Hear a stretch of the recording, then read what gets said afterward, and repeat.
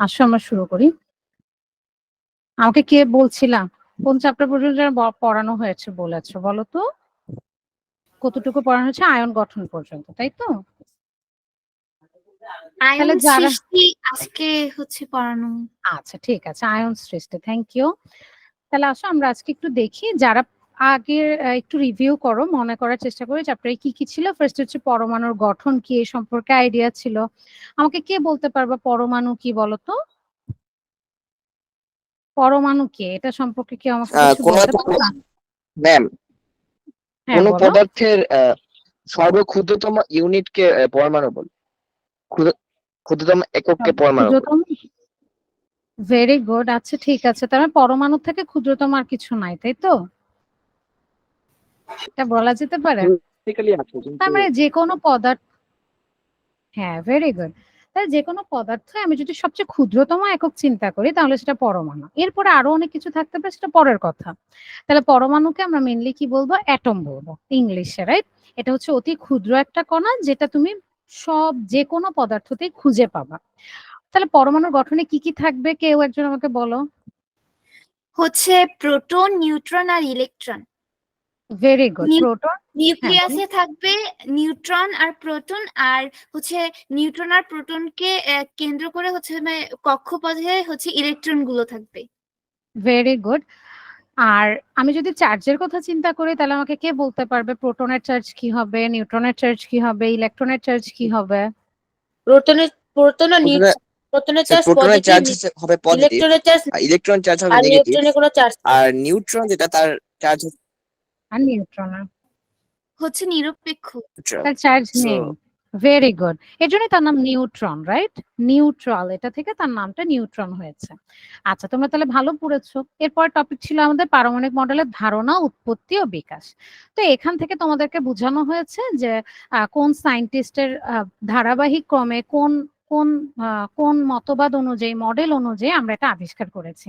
যেমন তোমরা খুব দুইটা নাম খুব বেশি পাবা, একটা হচ্ছে রাদারফোর্ডের মডেল আর একটা হচ্ছে নিলস বোরের মডেল, তাই না? তাহলে আমি ধরে নিচ্ছি এটা আমাদের হয়েছে। এরপর আমাদের টপিক ছিল পারমাণবিক সংখ্যা, ভর সংখ্যা। আমি প্রতিটা প্রোটনকে, যেমন তোমাদের সবাইকে আমি চিনবো হচ্ছে তোমাদের আইডেন্টিটি দিয়ে, তোমাদের নাম দিয়ে, যেমন স্কুলে তোমাদের একটা রোল থাকবে, এরকম কোন একটা আইডেন্টিফিকেশন নাম্বার দিয়ে। সেম ভাবে পারমাণবিক সংখ্যাটাও ঠিক এরকম, আমি এক একটা পরমাণু বা ও এলিমেন্ট গুলাকে আমি এক একটা নাম্বার দিয়ে দিব। যেমন হাইড্রোজেনের জন্য 1, এভাবে আমি নাম্বার দিয়ে দিব। ভর সংখ্যাটা কে বলতে পারবে? কোন দুইটার যোগফলকে আমি ভর সংখ্যা প্রোটন ও বলবো? নিউট্রন। প্রোটন এবং নিউট্রনের ভেরি গুড। যে সংখ্যাটা সেটাকে আমি ভর সংখ্যা বলবো। Very good. এটাকে অনেক সময় আমরা নিউক্লিয়ন সংখ্যাও বলি। নিউক্লিয়ন সংখ্যা কেন বলি? কারণ প্রোটন আর নিউট্রনটা নিউক্লিয়াসের ভিতরেই থাকে, সো ভর সংখ্যা আসলে নিউক্লিয়ন সংখ্যাও প্রকাশ করে।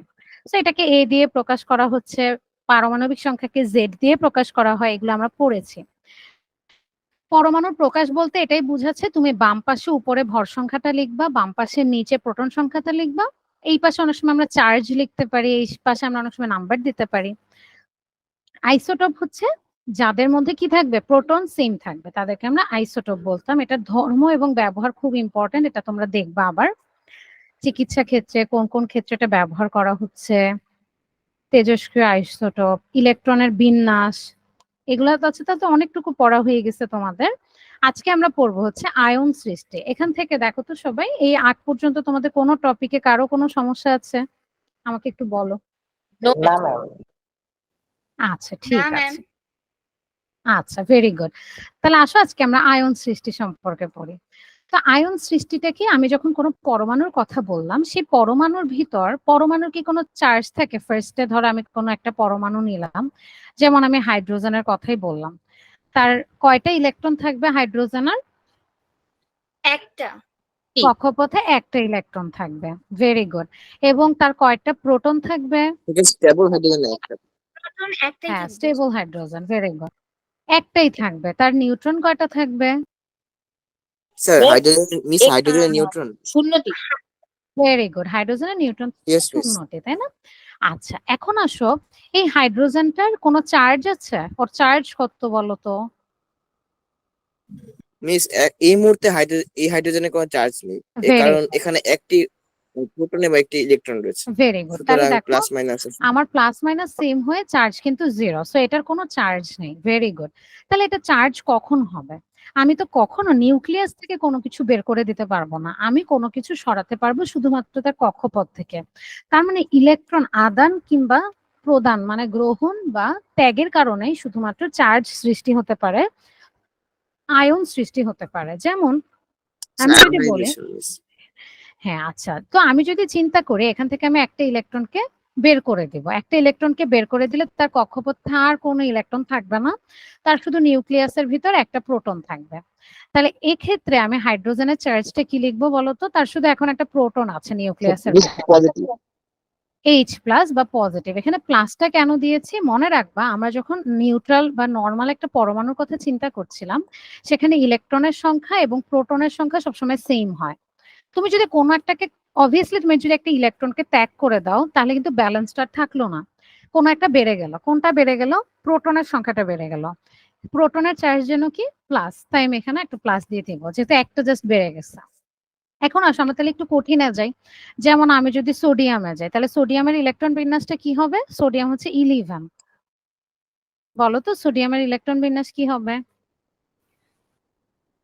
হচ্ছে স্যার প্রথমে হচ্ছে দুইটা ইলেকট্রন, সোডিয়ামের প্রথমে দুটি ইলেকট্রন, তারপর আটটি ইলেকট্রন, তারপর একটি ইলেকট্রন। Very good. দুইটা আটটা একটা। কেউ যদি বুঝতে না পারো বা কোনো সমস্যা থাকে আমাকে বলবা। তো এক্ষেত্রে আমরা একটু দেখি তো, ওকে যদি আমি সাজাতে চাই তাহলে প্রথম কক্ষপথ হচ্ছে এটা, দ্বিতীয় কক্ষপথ হচ্ছে এটা। আমি শুধু ইলেকট্রন দেখাচ্ছি, এক্ষেত্রে আমি প্রোটন দেখাবো না। সো এটা হচ্ছে ওর 3 নাম্বার কক্ষপথ। এই হচ্ছে 3টা। তো প্রথম কক্ষপথে তোমরা আমাকে বলেই দিলা তার নাকি 2টা থাকবে, সেকেন্ড কক্ষপথে 8টা থাকবে, 2 4 6 8, আর লাস্ট কক্ষপথে একটা থাকবে। এখন আমি যদি বলি যে তুমি হচ্ছে সোডিয়ামকে একটা ইলেকট্রন ত্যাগ করাবা, তাহলে ও কোন কক্ষপথ থেকে ইলেকট্রন ত্যাগ করবে? ফার্স্ট, সেকেন্ড নাকি third? Ma'am Miss third. third. তৃতীয় কক্ষপথে। আচ্ছা, ভেরি গুড। কেন প্রথমটা থেকে কেন করবে না? কারণ তো আমরা জানি প্রথম কক্ষপথে প্রথম অরবিটটা ফুলফিল হয়ে দুইটা গেছে। হচ্ছে যে ইলেকট্রন থাকে, তো সেখানে এখানে দুইটা ইলেকট্রনই এখানে হচ্ছে যে পাশাপাশি বসছে। আবার দ্বিতীয় কক্ষপথে 8টা, এখানেও 8টা বসছে, কিন্তু তৃতীয় কক্ষপথে একটা রয়েছে, তাই আমরা হচ্ছে যে এটাই বাদ দিতে পারি। আচ্ছা ঠিক আছে, ভেরি গুড। আচ্ছা আমরা মেইনলি বলবো কি, যে আমরা সবসময় যখন ইলেকট্রন ত্যাগ করি মনে রাখতে হবে সেটা সর্ববহিস্থ কক্ষপথ থেকে যাবে। তোমার যখন 3 নাম্বারটা ফাঁকা হয়ে যাবে এরপর যদি বলি আমি তুমি আরেকটা সরাও, তাহলে এখন কোত্থেকে যাবে? অবশ্যই সেকেন্ডটা থেকে যাবে, রাইট? আরেকটা সরাও, এভাবে 8টা পর্যন্ত আবার ওখান থেকে যাবে। তো আমি একটা ইলেকট্রন যদি সরাই তাহলে বলো তো, এখানে আগে বলো এখানে কয়টা ইলেকট্রন আছে তার? এই অবস্থাতে তার ইলেকট্রন আছে 11টা। প্রোটন আছে কয়টা? 11টা। Miss 11। Very good. ওর 23, তাহলে নিউট্রন আরো থাকে, ওটা আমরা এখন আমার দরকার নেই ওটা। ওর ভর সংখ্যা হচ্ছে 23। তাহলে এখন দেখো আমি যদি একটা ইলেকট্রন সরিয়ে দেই, তাহলে তার কক্ষপথ 3-এ আর কয়টা ইলেকট্রন থাকবে? একটা ইলেকট্রন থাকবে না থাকবে না? মিস তার ইলেকট্রন থাকবে 10টা। 10টা থাকবে। কেউ কি শেষ বলতে অরবিটে পারবা এটা কোন নিষ্ক্রিয় গ্যাসের সমান হয়ে গেল তার ইলেকট্রন Chlorine? বিন্যাসটা? মিস নিয়ন। ভেরি গুড, নিয়নের সমান হয়ে গেল। ও 11 ছিল 10 হয়ে গেছে। 10 কে নিয়ন না? তাহলে দেখো এখন ওর ইলেকট্রন বিন্যাস যদি তোমাকে আমি বলে যাই ওর ইলেকট্রন বিন্যাস আমাকে করে দেখাও তো, তাহলে আমরা কি লিখবো? সোডিয়াম প্লাসই লিখবো এখানে। তো সোডিয়াম প্লাস কত হবে? 2 and 8, যেটা একটা নিয়নের সমতুল্য হয়ে গেছে। এখন দেখো তোমার ইলেকট্রন কয়টা? ইলেকট্রন কিন্তু 10টা। তোমার প্রোটন কয়টা? প্রোটন কিন্তু 11টা। তাহলে এটাকে 11টা। কিভাবে রিপ্রেজেন্ট করবা? কিভাবে? সোডিয়াম লিখবা, উপরে লিখবা 23। এই যে বাম পাশের নিচে এখানে কি 10 লিখবা না 11 লিখবা? এই জায়গাটাতে 11। 11 লিখবো। কেউ কি 10 লিখবো এখানে? না, বিকজ এটা হচ্ছে পারমাণবিক সংখ্যা, প্রোটন সংখ্যা বোঝাচ্ছে, সো এটা 11ই হবে। তাহলে দেখো এটা তোমার একটা আয়ন সৃষ্টি হলো। এই আয়নটার চার্জ কি পজিটিভ নাকি নেগেটিভ? পজিটিভ। তাহলে এটাকে পজিটিভ। কি নাম দিব আমরা? ক্যাটায়ন নাকি অ্যানায়ন? অ্যানায়ন। না, আমরা পজিটিভ যে কোনো কিছু নাম দিব ক্যাটায়ন। ঠিক আছে, এটা একটু মনে রাখতে হবে। তাহলে এটা আমাদের হয়তো নতুন লাগছে, তো এই নামটা হচ্ছে ক্যাটায়ন। ক্লিয়ার? তাহলে অ্যানায়ন কখন Yes, হবে? yes. যখন নেগেটিভ চার্জ হবে, তখন আমি তাকে অ্যানায়ন বলবো। তাহলে দেখো আয়ন সৃষ্টি বলেছে কখনো কখনো একটি পরমাণু তার সর্বশেষ কক্ষপথের এক বা একাধিক ইলেকট্রন গ্রহণ ত্যাগ করে তার নিকটতম নিষ্ক্রিয় গ্যাস, যেমন এক্ষেত্রে আমার নিকটতম নিষ্ক্রিয় গ্যাসটাকে নিয়ন, সোডিয়াম হচ্ছে 11, নিকটতম হচ্ছে 10।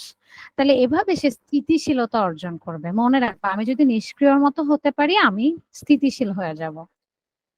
যেসব পরমাণু ঋণাত্মক চার্জ বিশিষ্ট ইলেকট্রন ত্যাগ করে তারা আর চার্জ নিরপেক্ষ না থেকে ধনাত্মক বা পজিটিভ চার্জে চার্জিত হয়। আবার যারা ইলেকট্রন গ্রহণ করে তারা ঋণাত্মক, আচ্ছা এটা কি দেখো তো ঠিক লিখেছে, ইলেকট্রন গ্রহণ করে তারা ঋণাত্মক বা কি হবে এখানে নেগেটিভ চার্জে চার্জিত হয়, রাইট? তোমাদের বইও কি এরকম ভুল এসেছে? দেখো তো একটু প্রিন্টিং।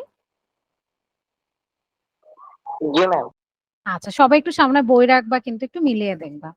এসব চার্জযুক্ত পরমাণুকে আমরা আয়ন বলছি।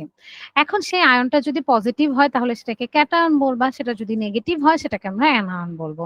যেমন দেখো এই ধরনের আয়নকে আমরা ক্যাটায়ন বলছি, যেটা ধনাত্মক বা পজিটিভ, যেমন ওরা সোডিয়ামের কথা বলেছে, আমরাও সোডিয়ামটা মাত্র দেখে ফেলেছি। তাহলে এবার আসলে আমরা একটা নেগেটিভে চলে যাই। তাহলে সোডিয়ামেরটা একটু বুঝে নেই ওদের সাথে আমাদেরটা ঠিক আছে কিনা। উদাহরণ হিসেবে আমরা সোডিয়াম পরমাণুর কথা বিবেচনা করি। সোডিয়ামের প্রথমে 2টা ইলেকট্রন, দ্বিতীয় শক্তি স্তরে 8টা, সর্বশেষ 1টা। যদি তার তৃতীয় শক্তি স্তরে 1টি ইলেকট্রন আমি ত্যাগ করি তাহলে দ্বিতীয় শক্তিটির সর্বশক্তি স্তরে 8টি ইলেকট্রন পূর্ণ হয়, যেটা একটা স্টেবল কন্ডিশন বা স্থিতিশীল অবস্থা। সোডিয়ামের নিকটবর্তী নিয়ন গ্যাসের মতো হয়ে যায়। যখন অন্য কোনো পরমাণু যেগুলোর ইলেকট্রন গ্রহণ করার ক্ষমতা আছে সোডিয়াম পরমাণুর সংস্পর্শে আসে, তখন সোডিয়াম খুব সহজেই তার তৃতীয় শক্তি স্তর থেকে একটা ইলেকট্রন ত্যাগ করে। তাহলে আসো, কারো যদি ইলেকট্রন ত্যাগ করার ক্ষমতা থাকে সে ত্যাগ করবে, কারো যদি গ্রহণ করার ক্ষমতা থাকে সে গ্রহণ করবে। তাহলে একটু দেখি তো কার গ্রহণ করার ক্ষমতা আছে এখানে। আমি ধরো ফ্লোরিন নিলাম। মিস ফ্লোরিনের আছে। Very good. কিভাবে বুঝবো এগুলো আমি দেখায় দিচ্ছি। আমরা যদি দেখি শেষ কক্ষপথে 1, 2 অথবা 3টা ইলেকট্রন থাকে সর্বোচ্চ, সে ত্যাগ করতে পারবে। কারো কক্ষপথে যদি এর থেকে বেশি ইলেকট্রন থাকে সে সব সময় গ্রহণ করবে। আমার টার্গেট কি? আমাদের টার্গেট হচ্ছে অষ্টক পূরণ করা। অষ্টক মানে শেষ কক্ষপথে কয়টা থাকা লাগবে? 8টা। 8টা থাকা লাগবে। Very good. তাহলে দেখো ফ্লোরিনের প্রথম কক্ষপথে থাকে 2টা, শেষ কক্ষপথে থাকে 7টা। ওর 2জন পরিচিত, ওর কাছাকাছি আর কি 2জন নিষ্ক্রিয় গ্যাস আছে। একজন হচ্ছে হিলিয়াম, ধরো সেটা হচ্ছে কত 2 আমরা জানি। আরেকজন হচ্ছে নিয়ন, সে কিনা হচ্ছে 10। এখন দেখো তো কার মতো হতে চায়। ওকে নিয়নের মতো হতে হলে ওকে 7টা, সরি হিলিয়ামের মতো হতে হলে ওকে 7টা ইলেকট্রন ত্যাগ করে ফেলতে হবে। ও যদি নিয়নের মতো হতে চায় ওর মাত্র একটা ইলেকট্রন গ্রহণ করতে হবে। ও কোনটা করবে? নিয়ন। নিয়নের মতো হবে। Very good. সো এটা আমরা বুঝেছি। এটা আমরা পিরিয়ডিক টেবিল একটু পরে ওপেন করবো, পর্যায় সারণী তখনও দেখবো। তাহলে ওর শুধুমাত্র কয়টা ইলেকট্রন গ্রহণ করলেই ও নিয়নের মতো হয়ে যাবে? একটা। জাস্ট একটা, একটা গ্রহণ করবে। মিস এখন নিয়ন তো নিষ্ক্রিয় গ্যাস না? হ্যাঁ নিষ্ক্রিয় তাহলে তো গ্যাসের নিয়ন তো মতো। react করবে না। বুঝি না, আরেকবার বলে। মানে ফ্লোরিন কি নিয়নের কাছ থেকে নিবে বললেন নাকি? না না না, নিয়নের মতো হবে, মানে ও ওর আচ্ছা। মতো ইলেকট্রন ও বিন্যাস আচ্ছা, গ্রহণ আচ্ছা। করবে। আমরা যেমন কারো ও মতো আচ্ছা, হতে চাই, রাইট? কাইন্ড অফ বুঝেছি। ওরকম। এটা ওর আইডিয়াল একটা ক্যারেক্টার। তো এবার আসলে আমি ফ্লোরিনের যদি দেখতে চাই তাহলে ফ্লোরিনের প্রথম কক্ষপথে 2টা থাকবে, শেষ কক্ষপথে 7টা থাকবে। ও তখন বলবে আমার তো একটাই খালি অপূর্ণতা, সেটা হচ্ছে কি আমার শেষ কক্ষপথে একটা ইলেকট্রন শুধু কম। একটা ইলেকট্রন হলে আমি দেখতে নিয়নের মতো হয়ে যেতাম। এটাই ওদের স্থিতিশীল অবস্থা। 2টা, 4টা, ধরো এখানে দিলাম 5টা, 6টা, এখানে একটা জাস্ট আছে 7টা। তো এখন কি করবে? অন্য যে কেউ যে হচ্ছে ত্যাগ করতে চায়, যেমন সোডিয়াম হতে পারে, লিথিয়াম হতে পারে, তাদের থেকে একটা ইলেকট্রন নিয়ে নেবে। তা দেখো তো আমি ক্রস দেখালাম। তাহলে ফ্লোরিনের সবগুলা হচ্ছে ডট আর একটা ক্রস, তার মানে কি সে একটা নিয়েছে না আরেকজনের থেকে? ঠিক আছে, তাহলে নেয়ার আগে তার ইলেকট্রন ছিল 9টা, প্রোটন ছিল 9টা, কিন্তু এখন তার প্রোটন কয়টা আছে, ইলেকট্রন কয়টা আছে, কে বলবা? প্রোটন হচ্ছে 9টা আর ইলেকট্রন হচ্ছে 10টা। Very good. তাহলে 9টা আর 10টা হয়ে গেছে। তাহলে এখন তার ব্যালেন্স নাই। কোন চার্জটার পরিমাণ বেড়ে গেছে, পজিটিভ নাকি নেগেটিভ? পজিটিভ। ভালো করে ভাবো। না, প্রোটন হচ্ছে নেগেটিভ। নেগেটিভ। কয়টা বেশি আছে বা কয়টা বেশি বেড়ে গেছে? একটা। মিস একটা। একটা। তাহলে এটাকে আমি লিখবো F মাইনাস। -1 লিখে আর কি, বাট আমার তো 1 আর দেখানোর দরকার নাই। 1 ছাড়া যে কোনো নাম্বার হলে তুমি দেখাবা। সো এটাকে আমি লিখবো F মাইনাস, আমরা এটাকে বলবো ফ্লুরাইড। তাহলে এটা হচ্ছে একটা ফ্লুরাইড আয়ন। তাহলে ফ্লুরাইড আয়নটা এক্স্যাক্টলি নিয়নের মতো। তাহলে এটা একটা কি আয়ন হলো? এটা একটা অ্যানায়ন হলো। ঠিক আছে? কারো কি কোনো কোয়েশ্চেন আছে এক্ষেত্রে, বলো তো? জি না ম্যাম। আচ্ছা ঠিক আছে, এটা একটা অ্যানায়ন। আসো আমরা এখান থেকে একটু দেখি। তাহলে এখানে ওরা এটা বলেছে, যখন সর্ববস্তুর শক্তি স্তরে এক বা একাধিক ইলেকট্রন গ্রহণ করে নিকটতম নিষ্ক্রিয় গ্যাসের মতো হবে, তখন সেটি ঋণাত্মক বা নেগেটিভ চার্জ যুক্ত হবে। এটাকে আমরা অ্যানায়ন বলবো। পারমাণবিক সংখ্যা 9 বিশিষ্ট ফ্লোরিনের যদি দেখি, সে হচ্ছে 2 আর 7। ফ্লোরিনটা কিন্তু স্থিতিশীল নয়, স্থিতিশীলতার জন্য তার 8টা দরকার ছিল সর্বশেষ কক্ষপথে। তাই 8টা ইলেকট্রনের জন্য সে একটা ইলেকট্রন গ্রহণ করবে। শক্তির বিবেচনায় দ্বিতীয় শক্তি স্তরে একটি ইলেকট্রন গ্রহণ করা 7টি ইলেকট্রন ত্যাগ করার চেয়ে অনেক বেশি সহজ আছে। এই কথাটা কেন বলছে?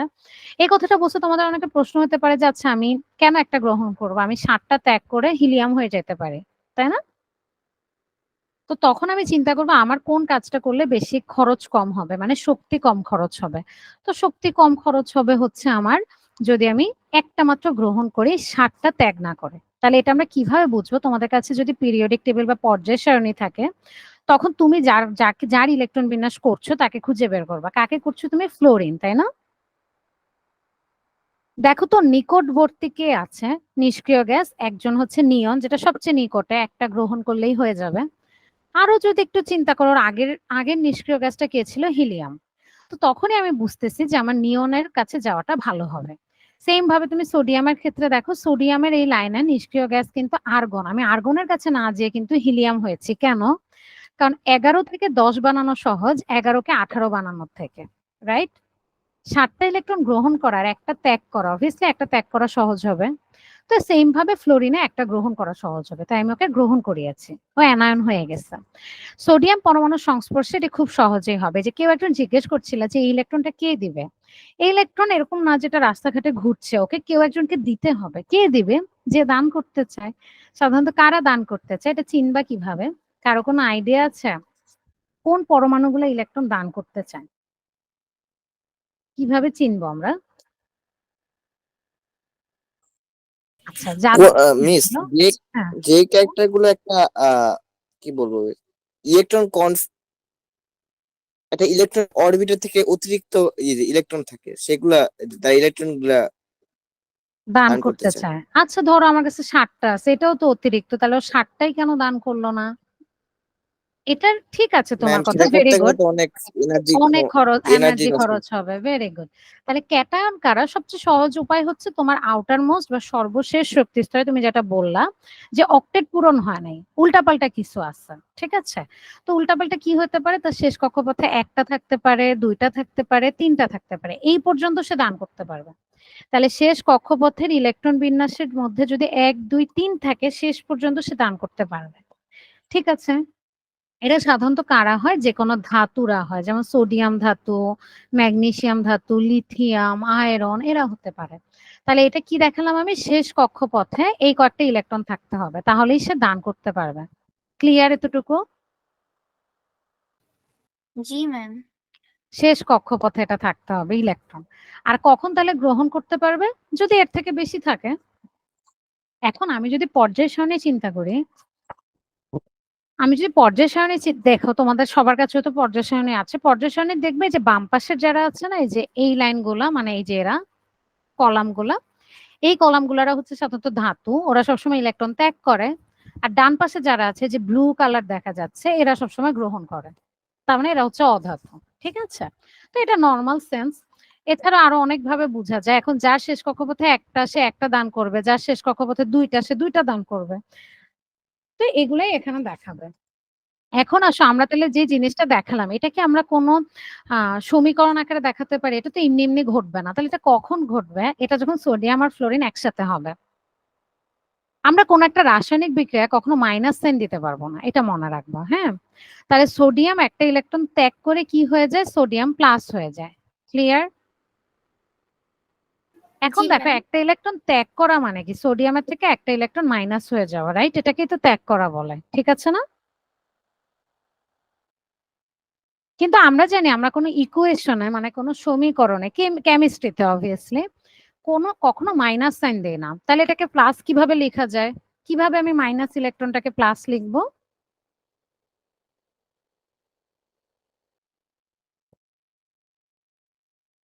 বলতে পারবো কেউ? তাহলে আমার কথা হচ্ছে কি আমি কখনো এখানে মাইনাস সাইন দিব না। ক্লিয়ার এতটুকু? জি হ্যাঁ, ম্যাম। তাহলে কিভাবে ওকে আমি ডান পাশে পাঠিয়ে দিব সমীকরণের, তাহলেই তো হয়ে গেল। তাহলে আমি বলছি সোডিয়াম একটা ইলেকট্রন ত্যাগ করে সোডিয়াম প্লাস হয়। এখন আমি যদি এই ইলেকট্রনটাকে ডান পাশে পাঠিয়ে দিই তাহলে ওর চার্জ কি মানে ওর সামনে চিহ্ন কি হবে? এখানে মাইনাস ইলেকট্রন ছিল, এই পাশে আসলে প্লাস ইলেকট্রন হয়ে যাবে না?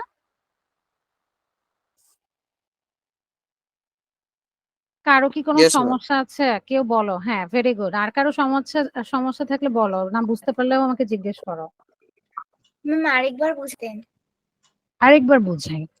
আমার কিছু শর্ত আছে, তুমি চাইলেই কেমিস্ট্রির কিছু ইকুয়েশন লিখতে পারবে না তোমার মন চাইলেই। হ্যাঁ, সেটার একটা রুলস কি, একটা শর্ত কি, তুমি কখনো কেমিস্ট্রিতে মাইনাস সাইন দিতে পারবে না সাধারণত, এটা একটা ভদ্রতা আর কি।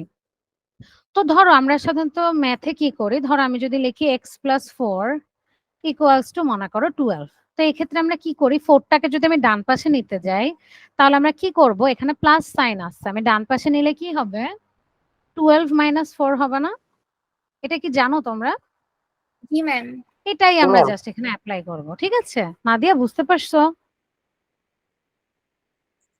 তাহলে আমি সোডিয়ামের থেকে একটা ইলেকট্রন ত্যাগ করে আমি সোডিয়াম প্লাস লিখি, কিন্তু আমি মাত্র বলেছি আমি ইলেকট্রনের সামনে বা কোনো কিছুকে বিয়োগ চিহ্ন দিয়ে লিখতে পারবো না। তাহলে এই পুরা টার্মটাকে এই পাশে পাঠিয়ে দাও। তাহলে কি লিখবো এখানে? এখানে আমি প্লাস ইলেকট্রন লিখবো? বলো, কে সমস্যা বলেছিলা, বুঝতে পেরেছো? জি ম্যাম। আচ্ছা ঠিক আছে, তাহলে এটা আমার একটা সমস্যা ছিল। আরেকজনকে ফ্লোরিনের তো সমস্যা নেই, সে তো ইলেকট্রন গ্রহণ করে। তো ফ্লোরিন একটা ইলেকট্রন গ্রহণ করে কি হয়ে যাবে, ফ্লুরাইড মানে অ্যানায়ন হয়ে যাবে। মনে রাখবে নেগেটিভ আয়নকে অ্যানায়ন বলবো। আচ্ছা ভালো কথা, এখন আসলে এই দুটো যোগ করে দেই। মনে রাখতে হবে এরকম ইকুয়েশন যখন আমরা করব, নাম্বার দুইটা ইলেকট্রনের মানে ইলেকট্রন ত্যাগের সংখ্যা ইলেকট্রন গ্রহণের সংখ্যা সেম হতে হবে, সমান হতে হবে, এটা কিন্তু মাথায় থাকতে হবে। তাহলেই কি হবে, দুই পাশ থেকে কাটাকাটি যাবে না। দেখো তো, এটা প্লাস ইলেকট্রন, এটা এই পাশে আসলে মাইনাস ইলেকট্রন, বলো এই দুটো ইলেকট্রন কি কাটাকাটি চলে গেছে? জি। কারো কোনো সমস্যা আছে? না। আচ্ছা ভেরি গুড, তাহলে এখন এটাকে একসাথে লিখো। তাহলে কি লিখবো, সোডিয়াম এবং ফ্লোরিন যদি আমি একসাথে রাখি তাহলে তারা Na+Fe- হবে, যেটাকে আমি একসাথে সোডিয়াম ফ্লোরাইড লিখতে পারবো। তাহলে প্রথমে লিখবা Na+, এবং তুমি জানো প্লাস মাইনাসের মধ্যে কি থাকে, আকর্ষণ থাকে না? জি। হ্যাঁ, তাহলে তো আকর্ষণ থাকলে এটা লেখা লাগবে না, সো এর একটা যৌগ হয়ে যাবে। যৌগ মানে কি, যখন দুইটা আয়ন বা পরমাণু, এক বা একাধিক পরমাণু একসাথে মিলে কোন একটা নতুন বৈশিষ্ট্যের কিছু তৈরি করে, সেটাই হচ্ছে যৌগ। তাহলে এই যৌগটার নাম সোডিয়াম ফ্লোরাইড। এইটুকু কি ক্লিয়ার? কারো কোনো সমস্যা আছে? না ম্যাম। সবাই বুঝেছো যারা আছো? জি ম্যাম। আচ্ছা ঠিক আছে, ভেরি গুড, তাহলে তো তোমরা ভালো বুঝেছো। তাহলে দেখো ওরা এটাকে কিভাবে লিখেছে, এটা কি বন্ধন কেউ কি বলতে পারবে? আমি যদি অপশন দেই, রাসায়নিক বন্ধন তো অবশ্যই। কোন টাইপস এর রাসায়নিক বন্ধন? আয়নিক বন্ধন, সমযোজী বন্ধন, এরকম নাম শুনেছি কখনো? না ম্যাম। আচ্ছা, তারা আয়নে পরিণত হচ্ছে এবং আয়নগুলোর মধ্যে একটা আকর্ষণ, তাহলে এটা কেমন ধরনের রাসায়নিক বন্ধন? আয়নিক বন্ধন। বিপরীত চার্জ এখানে আছে, দুইটা বিপরীত চার্জ কি কি, ক্যাটায়ন এবং অ্যানায়ন। এভাবেই দুটি ভিন্ন মৌলের পরমাণু একসাথে মিলে যৌগ তৈরি করে। তাহলে আয়ন সৃষ্টিতে তুমি যৌগ সৃষ্টিও করে ফেললা, কিন্তু কোন ধরনের যৌগ শুধু সৃষ্টি হবে, যেগুলা আয়ন দিয়ে হয়। তোমার আয়ন ছাড়াও তো যৌগ আছে কিন্তু, হ্যাঁ, ওগুলা কিন্তু এখানে হবে না। তাহলে সোডিয়াম আর ফ্লোরিন মিলে সোডিয়াম ফ্লোরাইড হলো। সোডিয়াম ফ্লোরাইড অনেক ইম্পর্ট্যান্ট একটা যৌগ, যেটা তুমি দেখবে আমরা কোথায় পাই সবচেয়ে বেশি, টুথপেস্টে দেখবা টুথপেস্ট টুথপেস্টের গায়ে হ্যাঁ সবসময় ফ্লুরাইড যুক্ত টুথপেস্ট আমরা কিনে থাকি। তো এটা মেইনলি আমার দরকার হচ্ছে দাঁতের ক্ষয় রোধ করে এবং ছোট বাচ্চাদের যাদের মাত্র দাঁত তৈরি হচ্ছে ওদের জন্য এটা অনেক ইম্পর্টেন্ট। অনেক সময় পানিতেও এটা দিয়ে দেওয়া হয় সাপ্লাইয়ের পানিতে। আচ্ছা এবার আসো তো তাহলে তোমাদেরকে আমি যদি একটা যৌগ গঠন করতে দেই তোমরা কি আমাকে হেল্প করবা? তাহলে আমি যদি এখানে দেখো এখানে যে ইলেকট্রন নাম্বার দুটো সেম হইতে হবে এই দুইটা জিনিস বুঝতে পারছো? Yes, জি ma'am. ম্যাম। আচ্ছা এটা বুঝে থাকলে আমাকে ওকে এখন মিস। হেল্প করো। তাহলে ফার্স্টে আমাকে হেল্প করো ম্যাগনেসিয়ামের ইলেকট্রন বিন্যাস কি হবে? ম্যাগনেসিয়াম হচ্ছে 12।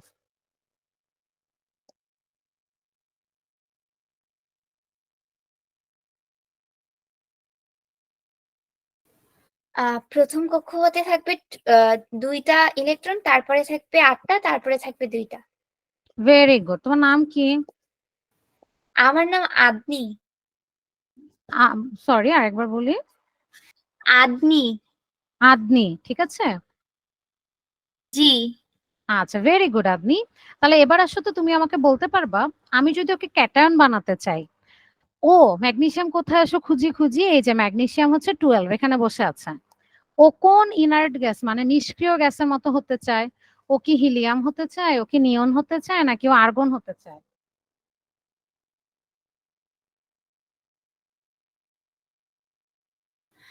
নিয়ন। নিয়ন হতে চায়। বাকিরা তোমরা কি একমত বলো তো? রাফি আছে, রাজ আছে, আচ্ছা দুইজন রাফি আছে, বলো তো নাদিয়া তোমরা কি একমত? Yes, ma'am. জি ওকে ভেরি গুড। তাহলে নিয়নের মতো হতে চাইলে ওকে কয়টা ইলেকট্রন ত্যাগ করতে হবে? 2টা। দুইটা দুইটা। দুইটা। আচ্ছা ঠিক আছে আমাকে বলো তো তাহলে ওর চার্জ কত হবে? ম্যাগনেসিয়াম তো অবভিয়াসলি প্লাস হবে রাইট, কিন্তু কত প্লাস হবে দুইটা ইলেকট্রন ত্যাগ করে 2 ফেললে? plus 2 প্লাস হবে। Very good. তাহলে এটা হবে 2 এবং 8। ক্লিয়ার এতটুকু? তোমরা বুঝে গেছো? জি এখন ও যে দুইটা ইলেকট্রন ত্যাগ করলো এই দুইটা ইলেকট্রন কি কারো গ্রহণ Yes, করা ma'am. উচিত? অবশ্যই উচিত তাই না? ও এত হ্যাঁ। কষ্ট করে ত্যাগ করছে। তাহলে আসো আমরা এমন কাউকে ধরে নিয়ে আসি যার গ্রহণ করা উচিত। তাহলে আমি কাকে গ্রহণ করাইতে চাই? আমি আমার মতো দিচ্ছি তোমরাও বুঝবা আস্তে আস্তে। অক্সিজেন। তো আচ্ছা ঠিক আছে ভেরি গুড, বাট আমি আগেই অক্সিজেন দিব না, তোমাদেরকে একটু কঠিন দেই। হ্যাঁ ভেরি গুড, অক্সিজেন একসাথেই দুইটা নিতে পারে, তুমি তো জানো ভালো। তাহলে আমাকে এবার একজন বলো ক্লোরিনের ইলেকট্রন বিন্যাস কি হবে?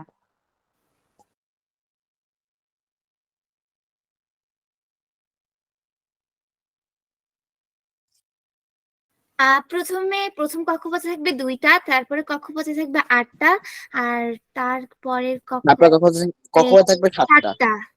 ভেরি গুড, মানে একদমই অনেকটা ফ্লোরিনের মতো অবশ্যই, বিকজ তারা একই গ্রুপে আছে দেখো। আচ্ছা এবার বলো তো কার মতো হতে চায়, কোন নিষ্ক্রিয় গ্যাসের মতো ইলেকট্রনের বিন্যাস আর্গন। করতে চান? আর্গন। কারো কোনো দ্বিমত আছে? No ma'am. কারণ কারণ আর্গন হচ্ছে 18, ওর খালি খালি নিয়ন হওয়ার তো দরকার নেই, ও আর্গন হবে। তাহলে আর্গন হওয়ার জন্য কয়টা ইলেকট্রন গ্রহণ করতে হবে বলতো? একটা। 80 জাস্ট একটা। হ্যাঁ তাহলে ও হয়ে যাবে ক্লোরাইড। Very good. এবার আসো তোমরা কি আমাকে ওদের দুজন দিয়ে যে যৌগটা হবে সেটা আমাকে বলতে পারবা? যেমন আমি যদি আগেরটা বলি, আগের যৌগটা হচ্ছে সোডিয়াম ফ্লোরাইড, এটা সংকেত বলি আমরা তাই না, NF NaF। ম্যাগনেসিয়াম ওর ক্লোরাইড। সংকেতটা কি হবে? Magnesium chloride. ভেরি গুড, এটা তো নাম, আমাকে সংকেত কে বলতে পারবে? MgCl। আচ্ছা এবার বলো ও আমাকে কি বলেছে? MgCl। এটা কি ঠিক আছে? আমরা আসো একটু দেখি। ভেরি গুড, তুমি আমাকে অ্যান্সার করেছো। আসো আমরা একটু দেখি এটা ঠিক আছে কিনা। কেন ঠিক নেই এটাও আমার প্রশ্ন। তাহলে ফার্স্ট অফ অল আমি ইকুয়েশনটা সাজাই, আমাকে তোমরা হেল্প করো। Mg হয়ে যাবে কি Mg2+, কয়টা ইলেকট্রন দান করেছে? দুইটা। 2টা। এটা আমরা সবাই জানি। Cl হয়ে যাবে Cl-, কয়টা ইলেকট্রন গ্রহণ করলে Cl- হয়? জাস্ট একটা গ্রহণ করলে। এখন বলো আমি একটা কথা বলেছিলাম, সেটা কি বলেছিলাম? আমি যতটা ইলেকট্রন ত্যাগ করব এখানে যে গ্রহণ করতে আসবে তাকে ঠিক ততটাই গ্রহণ করতে হবে। ও কি ততটা গ্রহণ করছে? No, ma'am. তাহলে এখন আমি এটাকে কিভাবে ঠিক করব? ম্যাম আমরা 2 গুণ দিতে পারি। ভেরি 2Cl গুড, একটা ক্লোরিন জাস্ট একটা ইলেকট্রন নয়, ভেরি গুড। তাহলে আমি এখানে দুইটা ক্লোরিনকে নিয়ে আসবো, যাই তোমরা এখন দুইটা ইলেকট্রন গ্রহণ করো। কে বলছি এটা, আমি নাম কি? ম্যাম রাস। রাজ, আচ্ছা ভেরি গুড রাজ। তাহলে দেখো আমি যদি বলি দুইটা ক্লোরিন দুইটা ইলেকট্রন গ্রহণ করবে, তাহলে কি সে দুইটা ক্লোরাইড হয়ে গেল না? জি ইয়েস ম্যাম। এখানে বাচ্চারা সবচেয়ে বেশি ভুল কি করে, সবাই লিখে কি Cl2-, এটা কি ঠিক আছে? আমি কি একটা ক্লোরিনকে দুইটা ইলেকট্রন খাওয়াইছি? না, দুইটা ক্লোরিন দুইটা ইলেকট্রন নিয়েছে, তাহলে অবশ্যই দুইটা ক্লোরাইড মাইনাস তৈরি হবে, তাই না? দুইটা Cl- তৈরি হবে। এবার দেখো আমাদের ইলেকট্রন সংখ্যা সেম হয়েছে, এবার আমি কাটাকাটি করতে পারি। এবার আমি এই পাশের দুইটা ইলেকট্রন যেটা দান হয়েছে যেটা গ্রহণ হয়েছে এটা কাটাকাটি করে দিব। তাহলে ইকুয়েশনটা কিভাবে লিখবো, Mg+2Cl, আমি দুইটা ক্লোরিন পরমাণু এনেছি এবং তারা কি তৈরি করেছে, Mg2+ এবং 2Cl-। এখন আমি এটাকে কি করব, এই যে মনে রাখবে দুইটা Cl-, এখন এটাকে তো আর পাশাপাশি লিখা যায় না, যেভাবে তো আর লিখা যায় না। তাহলে এটাকে কিভাবে লিখতে হয়, Cl-টাকে পাশে 2টাকে পাশে লিখতে হয়, এই যে MgCl2। তোমরা কি বুঝেছো? Yes ma'am. তাহলে আমাকে একটু আগে আদনি যেটা বলেছে ও শুধু আমাকে 2টা বলতে পারে নাই, তোমরা কি বুঝেছো? Yes ma'am. এবং ও আমাকে আরেকটা ইম্পর্টেন্ট কথা বলেছিল, সেটা বলেছিল আমি যদি অক্সিজেন আনতাম, অক্সিজেন আনলে জানো এই 2 এর ঝামেলাই হতো না। তোমরা কি আমাকে তাহলে দেখাতে পারবা MgO কিভাবে হতে পারে? সবাই একটু খাতায় লিখে আমাকে দেখাও তো, ইকুয়েশনটা দেখালেই হবে, মানে এই যে এই পার্টটা দেখালেই হবে, MgO এটা কিভাবে তৈরি হবে। সবাই একটু ট্রাই করি, 2 মিনিট। Ma'am 1 minute. আচ্ছা ঠিক আছে। ম্যাম ম্যাম হচ্ছে আমরা কি ইকুয়েশনটা করে কি আপনাকে দেখাবো? দেখাতে বলতে তোমরা যদি চাও ক্যামেরা অন করে আমাকে দেখাতে পারো, খাতা দেখায় অবশ্যই, না হলে আমাকে সবাই শেষ হলে আমার সাথে মিলাইতে পারো, কোনটা করবা তোমরা? হ্যাঁ আপনি যেটা বলবেন সেটাই। আচ্ছা তাহলে সবাই শেষ করি, আমরা একসাথে মিলাই, ঠিক আছে? তোমার কি শেষ আচ্ছা হয়ে গিয়েছে? জি আচ্ছা তাহলে একটু ওয়েট করি আমরা। ম্যাম হয়েছে। আচ্ছা ঠিক আছে, আসো বাকিদের আশা করি হয়ে গেছে, আমরা মিলে আনাই। আম, আমাকে তোমরা একটু বলো যে ম্যাগনেসিয়াম তো ম্যাগনেসিয়াম 2+ হবে, এটা তো অ্যাজ ইউজুয়াল প্রথমটার মতোই হবে। তাহলে অক্সিজেনটা এখন আমি কি লিখবো? একটা অক্সিজেন কয়টা ইলেকট্রন গ্রহণ করবে, কে বলবে আমাকে? ম্যাম তুই দুইটা ইলেকট্রন গ্রহণ ম্যাম করবে। আরেকবার বলবেন কি? হ্যাঁ আরেকবার বলছি, ভেরি গুড রাজ, একটা ম্যাগনেসিয়াম দুইটা ইলেকট্রন ত্যাগ করে ম্যাগনেসিয়াম 2+ হয়েছে। এখন একটা অক্সিজেন কয়টা ইলেকট্রন গ্রহণ করবে? যেমন রাজ আমাকে দুইটা। বলেছে দুইটা ইলেকট্রন গ্রহণ করবে, ভেরি গুড। এটা দুইটা। কিভাবে বুঝেছি আমরা? ম্যাম ম্যাম ইলেকট্রনের হচ্ছে মধ্যে ইলেকট্রন হচ্ছে, সরি, অক্সিজেনের ইলেকট্রন হচ্ছে 8টি, অক্সিজেনের আর শেষ ইলেকট্রন এটাকে স্টেবল কক্ষপথে হতে ভেরি গেলে গুড, এটাকে 10 হতে 10টা হবে, ইলেকট্রন থাকতে হবে। Very good. এই তো পারি পারি আমরা সবই। তাহলে এখানে আমরা কি লিখবো, অক্সিজেন 2- লিখবো, তাই না? এরপর আমাদের যৌগটা কি হয়ে যাবে, MgO হয়ে যাবে। সবাই কি এভাবে করেছো দেখো, কারো কোনো জি ম্যাম। সমস্যা আছে কিনা? আচ্ছা ভেরি গুড, যারা পেরেছো ভেরি গুড, যারা পারোনি তারা একটু দেখে নাও কোনো সমস্যা আছে কিনা। ঠিক আছে, এভাবে আমরা যৌগ গঠন করতে পারবো। এবার ক্যাটায়ন আনায়নের সাহায্যে রাসায়নিক সংকেত লেখার নিয়মকে অলরেডি কিন্তু আমরা এটা পড়ে ফেলছি, তাই না? মাত্র দেখো লিখে ফেললাম। তাহলে নিয়মটা হচ্ছে কি, আসো আমরা একটু দেখি। বলছে যদি তোমরা সোডিয়াম ফ্লোরাইডের মতো আয়নিক যৌগের নাম লেখো তাহলে তো রাসায়নিক সংকেত খুব সহজ, অ্যানায়ন ক্যাটায়ন বিভক্ত করে আলাদা করে যোগ করে দিব যদি চার্জ সেম থাকে। কিন্তু লিথিয়াম অক্সাইড এবার তো চার্জ সেম নাই, লিথিয়াম একটা ইলেকট্রন ত্যাগ করলে হয় লিথিয়াম+, অক্সিজেন একটা ইলেকট্রন ত্যাগ দুইটা ইলেকট্রন গ্রহণ করলে হয় অক্সিজেন 2-। তাহলে চার্জটা কিভাবে লিখবো? মনে রাখবা আমার জয়টা ইলেকট্রন লেগেছে বা জয়টা পরমাণু লেগেছে সেটা এতক্ষণ তো বাম পাশে লিখছে, এখন নিচে ছোট করে লিখবা। তাহলে আমি Li2O লিখবো। তাহলে লিথিয়াম পরমাণু দুইটা লেগেছে এটা বুঝবো, অক্সিজেন পরমাণু একটা লেগেছে এটা বুঝবো। তোমরা কি ক্লিয়ার? জি ম্যাম। তাহলে দেখো আমরা অলরেডি, তোমরা আমাকে ম্যাগনেসিয়াম অক্সাইড দেখায় ফেলছো, তাহলে আমরা কিন্তু এখান থেকে তার গঠনটা বুঝে গেছি। তাহলে আসো আমরা একটু এখান থেকে আরেকটা প্র্যাকটিস করি ক্যাটায়ন আনায়নের সাহায্যে রাসায়নিক সংকেত লেখার নিয়ম। আমি তোমাকে ক্যাটায়ন দিয়ে দিব, অ্যানায়ন পরমাণু দিয়ে দিব, তোমরা আমাকে ক্যাটায়ন দেখাবা, অ্যানায়ন দেখাবা, তারপর আয়নিক ইকুয়েশনটা দেখাবা, ঠিক আছে? সমীকরণটা দেখাবা। তাহলে আমি একটু সহজই দেই। ক্যালসিয়াম দিলাম, তাহলে ক্যালসিয়ামটাকে তুমি রাখো একটা পরমাণু হিসেবে। ও কি হবে আমি জানি না, ক্যাটায়ন আনায়ন তোমরা চুজ করবা, ঠিক আছে? আরেকটা এখান থেকে আমি চয়েস করে দেই।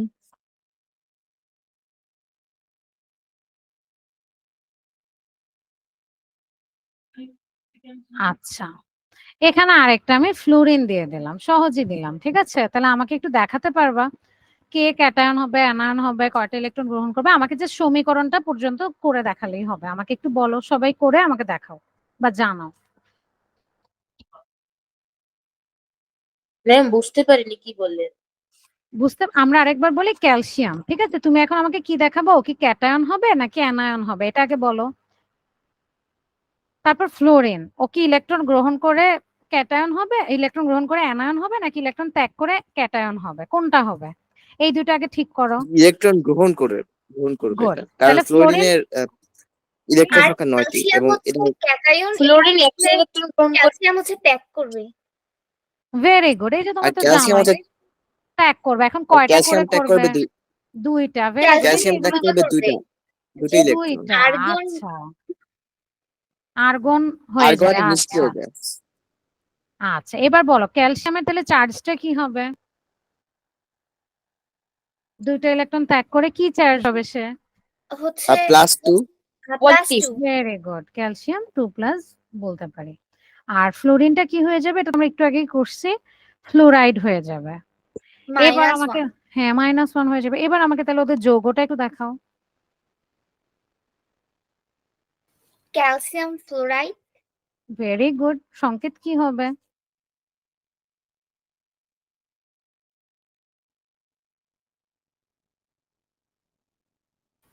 Ca2F। Ca2+ আর F-। আচ্ছা, এখনো আমি অ্যান্সার পাইনি, আর একটু ভাবো। আমার ক্যালসিয়াম দুইটা ইলেকট্রন ত্যাগ করছে, কিন্তু ফ্লোরিন জাস্ট একটা গ্রহণ করছে, আরো একটা কিন্তু বাকি আছে। তোমরা যারা একটা ফ্লোরিন ইউজ করছো বা একটা ক্যালসিয়াম দিয়ে দেখাচ্ছ, তাহলে কিন্তু আরেকটু ব্যালেন্স করার দরকার আছে না? ব্যালেন্সটা কি করতে হবে, সমতাটা কি করতে হবে? আমি জয়টা ত্যাগ করব, ঠিক একটু ততটাই একসেপ্ট সময় করতে হবে। দিয়ে balance। হ্যাঁ, তাহলে সংকেতটা কি হবে? ম্যাম একটু সময় লাগতো। আচ্ছা ঠিক আছে, আমরা 2 মিনিট সময় নেই, তাড়াতাড়ি করি। আস্তে ধীরেই করো, বাট সঠিকভাবে করো।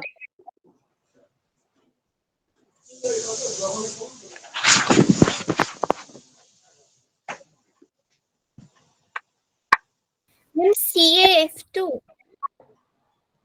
CaF2, তোমরা সবাই কি এটা পেয়েছো? সবাই কি একমত এটার সাথে আগে বলো। Yes miss. Very good, CaF2। কেন F দুইটা হয়েছে কেন বলো? কারণ হচ্ছে এখানে ফ্লোরিনের এখানে যখন ক্যালসিয়াম তো দুইটা ইলেকট্রন হচ্ছে যে ত্যাগ করবে, আর এখানে ফ্লোরিন হচ্ছে একটা ইলেকট্রন ত্যাগ করবে। তো এখানে এখানে টু এখানে হচ্ছে মানে দুইটা ইকুয়েশনে। ফ্লোরিন লাগবে, তাই তো? মানে ফ্লোরিন একটা ইলেকট্রন গ্রহণ করবে, হ্যাঁ, তাহলে ওই দুইটা ত্যাগকৃত দুইটা ফ্লোরিন গ্রহণ লাগবে। করার জন্য দুইটা ফ্লোরিন লাগবে। That's it, very good. তাহলে তুমি তো ভালো পারো। তাহলে দেখি তো এবার আস্তে আমাকে একটু সময় নিয়ে আমি যাকে জিজ্ঞেস করবো সে বলবে। হ্যাঁ, তাহলে অ্যালুমিনিয়াম হচ্ছে 13, ওকে, তার পারমাণবিক সংখ্যা। অক্সিজেন হচ্ছে কোথায়, এইটা আছে। এই দুইজন আমাকে কি বলতে পারবা, ওদের দুইজনকে দিয়ে আমি যদি কোনো যৌগ গঠন করি, ক্যাটায়ন অ্যানায়ন বানিয়ে, তাহলে তাদের সংকেতটা কি হবে? প্রশ্নটা বুঝেছো তো? ক্যাটায়ন একজন হবে, অ্যানায়ন একজন হবে, সংকেতটা কি হবে আমাকে সেটা বলতে হবে।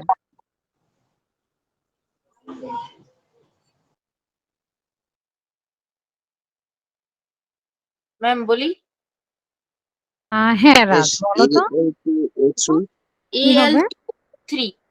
মিন্স অ্যালুমিনিয়াম 2 আর O3। Aluminium, very good. দুজনে কি এটা বলেছো? Yes miss. Very good. তার মানে অ্যালুমিনিয়াম তিনটা জি ইলেকট্রন ত্যাগ করবে, তাই না? অক্সিজেন আবার দুইটা ইলেকট্রন গ্রহণ করবে, তাই তো? হ্যাঁ, এটা না জানো আমাদের এত কষ্ট করে আয়ন পর্যন্ত যাওয়াই দরকার নাই। এটা আমরা কি করি? তোমরা কি কেউ যোজনী আচ্ছা নাম ম্যাম, শুনেছো? হ্যাঁ, বলো। হচ্ছে এখানে তো সহজে বের করা আছে, যেহেতু ও অক্সিজেন হ্যাঁ, হ্যাঁ, অক্সিজেনের যেহেতু দুটা হচ্ছে যে ইলেকট্রন হচ্ছে যে গ্রহণ গ্রহণ করবে, করবে। এটাই তো আমি বলছি। ইলেকট্রনের আমি উভয় বের করছি। ইলেকট্রনেরটা অ্যালুমিনিয়ামে দিলে আর ভেরি গুড। অ্যালুমিনিয়ামেরটা হচ্ছে এটাকে আমরা কি অক্সিজেন। বলি? এটাকে আমরা বলি যোজনী। আমাদের এটা সম্পর্কে আইডিয়া আছে? যোজনী ম্যাম বলি, আমার ইংলিশে বলি মোটামুটি যোজনী। আছে একটা। Yes, yes ma'am. আচ্ছা, হ্যাঁ, ভেরি গুড। তোমার কি এরকম এসেছে L2O3? এটাই আসা উচিত, বাট জি সমতা ম্যাম। করতে গেলে মাথাটা নষ্ট হয়ে যাবে। ঠিক আছে? তো এটার শর্টকাট হচ্ছে কি, যার যোজনী যত না তুমি জাস্ট এটাকে এক্সচেঞ্জ করে দিবা। মানে তোমার ব্যাগ আমাকে দিবা, আমার ব্যাগ তোমাকে দিবা। তো অ্যালুমিনিয়াম ৩ টা ইলেকট্রন ত্যাগ করতে পারে, তার মানে ওর যোজনী ৩। অক্সিজেন ২ টা ইলেকট্রন গ্রহণ করতে পারে, তার মানে ওর যোজনী ২। তাহলে ওরটা ওকে দিবা আর ওরটা ওকে দিবা। That's it. তাহলে দেখো আমাদের কিন্তু এতক্ষণ হয়ে গেছিল। ক্যালসিয়াম আর ফ্লোরিন, ক্যালসিয়ামের যোজনী ২, এটা আমি এখানে দিলাম। ফ্লোরিনের যোজনী ১, এটা আমি এখানে দিলাম। ১ তো আর দেখানোর দরকার নাই। সো এটাকে আমি CaF2 বলবো। বুঝেছো তোমরা? জি। ঠিক ইয়েস আছে? ম্যাম। আচ্ছা। আচ্ছা, এবার আসো তোমাদেরকে যদি আমি একটা অ্যানায়ন দেই, যেমন হচ্ছে সালফার, সালফার ধরো 2-। তো এখান থেকে আমি যদি তোমাকে জিজ্ঞেস করি ওর ৩ নাম্বার কক্ষপথে কয়টা ইলেকট্রন আছে? আমরা কি বলতে পারবো ৩য় কক্ষপথে কয়টা ইলেকট্রন আছে?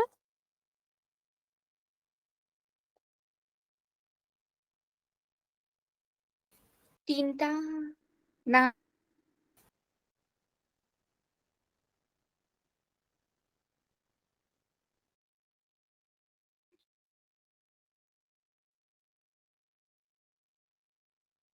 ম্যাম 16টা।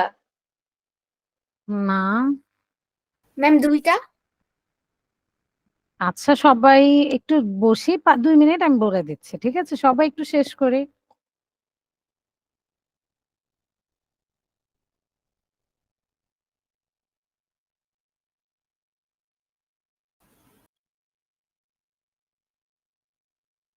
ম্যাম, 6টা সম্ভবত। 6টা থাকবে আচ্ছা, ইলেকট্রন তৃতীয় কক্ষপথে। আচ্ছা। ফার্স্ট অফ অল সালফার কত পারমাণবিক সংখ্যা? ১৬। 16। তাই না? হ্যাঁ, আমি দিয়েছি 2-। তাহলে তার ইলেকট্রন এখন কয়টা আছে? 16। হুম। কে বলতে পারবা? ও হচ্ছে সালফার 2-। 2- কেন? 18। ওর এখন ইলেকট্রন 18টা আছে। টোটাল 18টা আছে। তাহলে ওর কি হবে? 16 হলেও কি হতো? 2, 8, 6 হইতো 16 হলে, তাই না? 18 হওয়ার জন্য কি হবে? 8 হবে না? ও এক্সাক্টলি আর্গনের মতো করে আছে। তাহলে ওর শেষ কক্ষপথে বা তৃতীয় কক্ষপথে কয়টা ইলেকট্রন আছে? 8টা। কেউ করেছি? 8টা পেয়েছিলাম। মিস আমি ঠিক প্রশ্নটা বুঝিনি, মানে স্টেবল আচ্ছা। ও এখন স্টেবল। অবশ্যই ও স্টেবল। ও কোন ইনার্ট গ্যাসের মতো হয়ে গেছে? আর্গনের মতো হয়ে গেছে। ওর তৃতীয় কক্ষপথে এখন কয়টা ইলেকট্রন থাকবে তাহলে? ও যেহেতু আর্গন হয়ে গেছে। 8টা। 8টা থাকবে। ও যদি সালফার হইতো তাহলে তো 6টাই থাকতো। তাই না? জি। বুঝেছো তোমরা কোয়েশ্চেনটা? জি ম্যাম। আচ্ছা, তাহলে দেখো এটা মেইনলি তোমার এই চ্যাপ্টারটা ছিল। এই চ্যাপ্টারটা থেকে এগুলাই বেশি আসবে। কোন কক্ষপথে কয়টা ইলেকট্রন, এই যে সূত্রগুলা এগুলা ধরতে পারে। দেখো তৃতীয় কক্ষপথে 18টা থাকতে পারে। আমরা সবসময় 8টা করি কেন? এরকম টাইপসের প্রশ্ন হতে পারে বা তোমাদের মনে প্রশ্ন জাগতে পারে। জি তো এই ম্যাম। চ্যাপ্টার কি আছে এরকম প্রশ্ন? তৃতীয় কক্ষপথে সর্বোচ্চ কয়টা ইলেকট্রন থাকতে পারে? 18টা। কিন্তু 18টা। আমরা তো ইনার্ট গ্যাসে কয়টা লিখি, আর্গনে কয়টা লিখি তৃতীয় 8টা। কক্ষপথে? 8টা। এটা কি আমরা স্থিতিশীল বলছি না? জি, কেন? ওটাই তো প্রশ্ন। আচ্ছা, এটার প্রশ্নের অ্যান্সার তোমরা একটু বড় ক্লাসে পাবা। কিন্তু এখানে যদি আমি জানতে চাই তাহলে কি বুঝবো মনে রাখবে এর পরের, যেমন তোমরা যদি মনে করো যে আচ্ছা আপু আমি যদি আজকে পটাশিয়াম করতাম, পটাশিয়াম ধরো 9, 10, তুমি জানো ওটা কিভাবে করতাম? আমরা ওটা লিখতাম 2, 8, এটা হলো 10, 18। তো এটা 18 না লিখে তো 9 লিখলেই হতো। আমি জানো এটাকে এখানে পাঠায় দিতাম। এটা তোমাদের নাই, কিন্তু 8 পর্যন্ত এটা নাই। তো তোমাদের শুধু আর্গন পর্যন্ত থাকে, যেটা এই পর্যন্ত থাকে 288। সো তোমাদের নিয়ম অনুযায়ী পটাশিয়াম কি হওয়া উচিত? 289 হওয়া উচিত না? জি ম্যাম। কিন্তু এটা কখনো হয় না। এখন এটা কেন হয় না, হাজারটা তুমি কথা বলতে পারবা। সো এটার একটা কথা হচ্ছে ম্যাম কিছু আমার, কিছু ম্যাম হ্যাঁ কিছু বলো কিছু কি বলতে স্যার চাচ্ছো? ম্যাম ভিন্ন হয়। ভেরি গুড, এটা একটা কারণ হতে পারে, KLMN। তো এখানে দেখো প্রথম কক্ষপথে 2টা, দ্বিতীয় কক্ষপথে 8টা, সর্বোচ্চ ও যটা নিতে পারে ততটাই নিচ্ছে। ও 2টা নিতে পারে সর্বোচ্চ, ও 8টা নিতে পারে, কিন্তু ও তো 18টা নিতে পারে। তো 18টার মধ্যে আমি মাত্র 8টা দিয়ে কেন পরেরটায় চলে গেছি? কারণ ওর ঠিক 9 নাম্বার যে ইলেকট্রনটা আছে না, যেটা তুমি দিবা আর কি ওকে 9 নাম্বারে, সেই 9 নাম্বারটার শক্তি এইটার একটার থেকে বেশি। তাহলে আমরা জানি ইলেকট্রন প্রথমে নিম্ন শক্তি স্তরগুলো পূরণ করে আস্তে আস্তে উচ্চ শক্তি স্তরে যায়, তাই না? জি ম্যাম। হ্যাঁ, তাহলে আমি যদি ওকে 9 নাম্বার সিটে দেই, তাহলে সেটার শক্তি আমার এই একের থেকে অনেক বেশি, যার কারণে এটা দেয়া যাবে না। তাহলে কখন দেয়া যাবে? যখন এই শক্তিগুলো ফিল আপ হয়ে যাবে, তারপর তুমি যেন এখানে আনতে পারবে। ঠিক আছে, তাহলে এটা তোমাদের কখনো প্রশ্ন করবে না, বাট আমিও যখন এই ক্লাসে ছিলাম আমারও এটা কোশ্চেন ছিল যে শিখতেছে 18টা, কিন্তু আমাকে কখনো 18টা দেয় না কেন? দিবে ম্যাম অবশ্যই। এগুলো বের করার জন্য কোনো সূত্র আছে না? হ্যাঁ, এগুলো বের করার সূত্র আছে, কিন্তু সেটা ma'am S orbital, S ma'am SPDF. S PS হ্যাঁ, পিএস ডিপিএস এফডিপিএস এফডিপিএস, এটা না? আচ্ছা, হ্যাঁ এসপিডিএফ, এটা আমাদের এখানে নাই। ঠিক আছে, ভেরি গুড।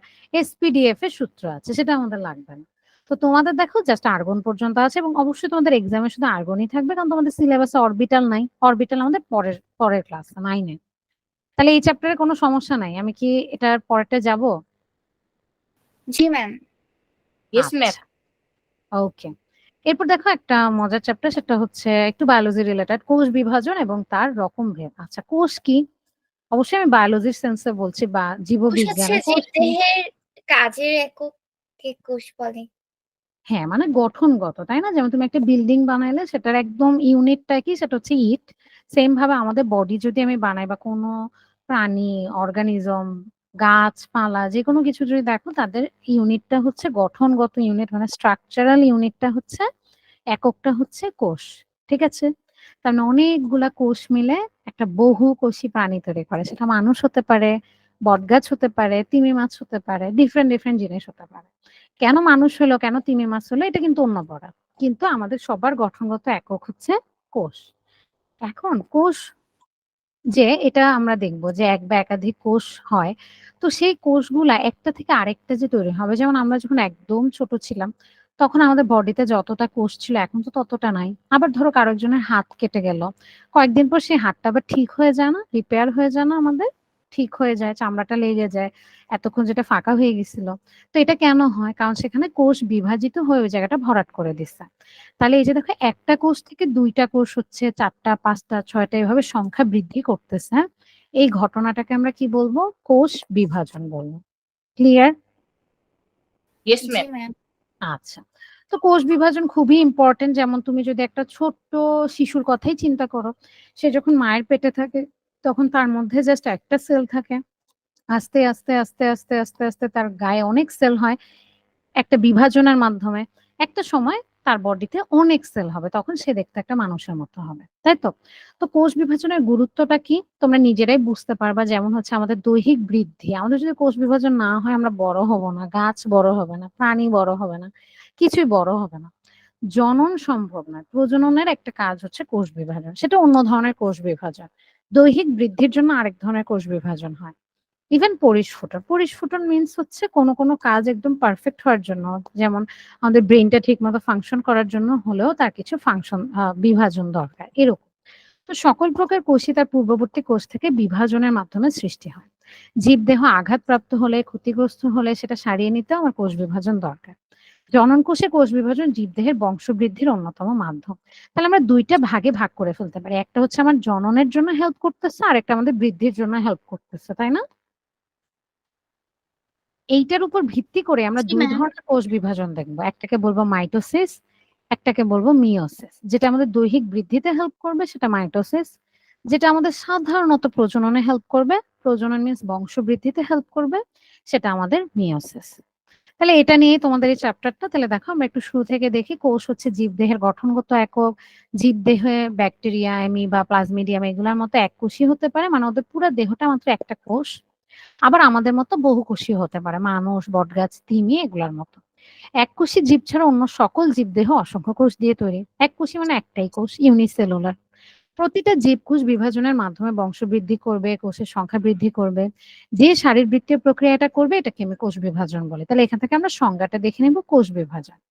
তাহলে এটা একটা স্বাভাবিক এবং গুরুত্বপূর্ণ প্রক্রিয়া। কোষ বিভাজনের মাধ্যমে একটি কোষ বিভাজিত হয়ে অসংখ্য কোষ তৈরির মাধ্যমে একটা পূর্ণাঙ্গ জীবে পরিণত হয়। আদি এককোষী জীব সাধারণত যে প্রক্রিয়ায় বিভাজিত হয় তাকে অ্যামাইটোসিস বলে। বহুকোষী জীব যে দুটি প্রক্রিয়ায় বিভাজিত হয় তাকে মাইটোসিস, মিয়োসিস বলে। তাহলে আমি মেইনলি তোমাদেরকে এই দুটা বললাম, মাইটোসিস এবং মিয়োসিস। এটা বহুকোষী জীবে হবে। এককোষী এবং তারা আদি। আমাকে কেউ আদি কোষ বলতে কিছু বলতে পারবা? আদি কোষ মানে কি? হচ্ছে যাদের কোষে নিউক্লিয়াস থাকে না। না, নিউক্লিয়াস থাকে। আরেকটু কাছাকাছি যাচ্ছ। যাদের সাধারণত কোনো ঝিল্লি বেষ্টিত কোনো অর্গানেল বা অঙ্গাণু থাকে না। মানে ঝিল্লি কোষ বেষ্টিত থাকে না। হ্যাঁ? কোষ ঝিল্লি। কোষ ঝিল্লি থাকবে, কিন্তু যেমন ধরো মাইটোকন্ড্রিয়ার চারদিকে কি থাকে? একটা ঝিল্লি থাকে। রাইবোজোম, তাদের চারদিকে একটা ঝিল্লি থাকে। মানে কি? ঝিল্লিবদ্ধ মানে কি? ওদের ভিতরে কোষীয় অঙ্গাণুগুলা ছড়ায় ছিটায় থাকে। কোনো ঝিল্লির মধ্যে থাকে না। তারপর রাইবোজোম গুলো একটু অনুন্নত থাকে। 70s এভাবে বলা হয়। মানে একটু অনেক আগের, হ্যাঁ? এদেরকে আদি এককোষী জীব বলে। এবং তুমি যে নিউক্লিয়াসের কথাটা বলছো এটাও ভালো। নিউক্লিয়াস থাকে কিন্তু সেটার কোনো মেমব্রেন থাকে না। এটাকে আমরা বলি নিউক্লিয়ার মেমব্রেন বা নিউক্লিয়ার ঝিল্লি, নট কোষ ঝিল্লি। কোষ ঝিল্লি থাকবে। তাহলে এরা সাধারণত এককোষী আদি আরকি। তো এরা যে প্রসেসে হয় এটা অ্যামাইটোসিস। এটা টোটালি তোমাদের বই থেকে বাদ দিয়ে দিচ্ছে। কারণ হচ্ছে এটা তো আমরা খুব একটা এখন দেখি না। তো এটা আমি তোমাকে বলে দেই যে অ্যামাইটোসিস আসলে কি। যেমন আমাদের যেহেতু এটা নামটা আসছে কিন্তু এটা এখন আমাদের নাই। সো অ্যামাইটোসিস মনে করো একটা ধরো এককোষী ব্যাকটেরিয়া নিলাম। ঠিক আছে? মনে করো এটা একটা ব্যাকটেরিয়া এককোষী। ঠিক আছে? ম্যাম অ্যামাইটোসিস সম্পর্কে বইয়ে আছে? না, তোমাদের এখানে নাই। না ম্যাম আছে 42 ও পৃষ্ঠায়। আছে? ও আচ্ছা, আচ্ছা হ্যাঁ। আছে। এই যে এখানেই আছে। Very good. তো অ্যামাইটোসিসে মেইনলি কি হয়? আমি যদি একটা কোষ নেই, সে এককোষী মাত্র। তারপরে কি হবে? এটা থেকে জানো ২ টা হয়ে যাবে। That's it. এটাই অ্যামাইটোসিস। তো এটা কেন এত ইম্পোর্টেন্ট না বা আমাদের বইতে দেখো একটু বেশি ডিটেইলস এ থাকে না। এটার কারণ হচ্ছে কি যেই কোষটা থেকে ২ টা কোষ হইলো, সেই কোষটা বা মাতৃকোষটা কি আর আছে বলতো? জীবিত আছে? না জীবিত নাই। এটা একটা কারণ হতে পারে। এখন তুমি বলতে পারো আপু মাইটোসিসও এরকম হয়। আচ্ছা আমরা দেখব। কিন্তু এখানের এই কোষের বিভাজনটা সুন্দর না। মানে কোন একটা আ আ আ ভালো প্রক্রিয়া না। কি প্রক্রিয়া হলো? মাঝখান দিয়ে এভাবে ভাগ হয়ে ২ টা আলাদা হয়ে গেল। That's it. এটাই তার অ্যামাইটোসিস। তাহলে আর ২ টা কি বলেছে? Mitosis, meiosis. এই ২ টাতে আমরা বেশি ফোকাস করব। অ্যামাইটোসিসও তোমাদের দিয়েছে। তাহলে আসো ফার্স্ট এ আমরা গুরুত্বতে চলে যাই। তো গুরুত্ব তো আমরা বুঝলাম। এছাড়া তুমি দেখবা অনেক সময় কি হয়? নতুন বৈশিষ্ট্য সম্পন্ন অপত্য নতুন কোষ তৈরি হয়। অপত্য মানেই হচ্ছে নিউ সেল বা নিউ কোষ। যা জীবের অভিযোজন, অভিব্যক্তি, বংশ পরম্পরা অব্যাহত রাখতেও গুরুত্বপূর্ণ ভূমিকা পালন করে। অভিযোজন হবে আস্তে, আস্তে সবকিছুর সাথে ম্যাম মানিয়ে নিবে। অভিব্যক্তির অর্থ কি? আচ্ছা, অভিব্যক্তি মানে হচ্ছে কোন একটা বৈশিষ্ট্যের প্রকাশ করা। সেটাকে আমরা বলবো অভিব্যক্তি। অভিযোজন মানে কি? মনে করো আগে একটা খাপ গাছ ছিল। খাওয়ানো। হ্যাঁ? খাপ খাওয়ানো। খাপ খাওয়ানো, ভেরি গুড। আগের গাছটা মনে করো 30°C এ বাইচা থাকতো। এখন তার থেকে যে গাছগুলা হইছে এখন তো টেম্পারেচার 40 এর মতো উঠে গেছে। তো সে তো আর বাঁচতে পারবে না। কিন্তু দেখবা গাছটা বেঁচে আছে। মানে কি? সে অভিযোজিত হইছে। অভিব্যক্তি মানে কি? তার কিন্তু অভিযোজনের কারণে নতুন, নতুন বৈশিষ্ট্যেরও প্রকাশ পাচ্ছে। ধরো আগে যে আমটা খাইতা সেটার সাইজটা দেখতে হয়তো একটু ছোট ছিল। এখন দেখবা আমের সাইজটা একটু বড় হয়ে গেছে। হয়তো টেম্পারেচারের কারণে। বা আগে আমটা পাকতে তোমার ২ মাস লাগতো। এখন দেখবা ১ মাসের মধ্যে পেকে গেছে। সো অভিযোজনের কারণে কিছু অভিব্যক্তিও হতে পারে। মানে হচ্ছে নতুন, নতুন বৈশিষ্ট্যও প্রকাশ পেতে পারে। ঠিক আছে? এরপর আসলে আমরা চলে যাই কোষের গঠন। এটা আমরা একটু আজকে পড়ি। তো কোষের গঠনটা কি? যেমন আমি নরমালি বলি, একটা কোষে কি না থাকলেই না। আসো তোমরা আমাকে একটা, একটা করে বলো। ধরো এই যে একটা কোষ ফার্স্ট এ। তো ধরো আমি কোষের কি আঁকলাম? এই যে একটা জিনিস আঁকলাম যেটা দিয়ে সবকিছু বেষ্টিত থাকে। ধরো আমি নিউক্লিয়াস আঁকলাম ফার্স্ট এ। তাহলে এই যে যেই জিনিসটা দিয়ে বেষ্টিত থাকে এটাকে আমি কি বলবো?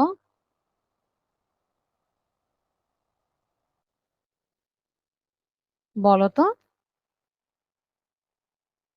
এটার নাম কি?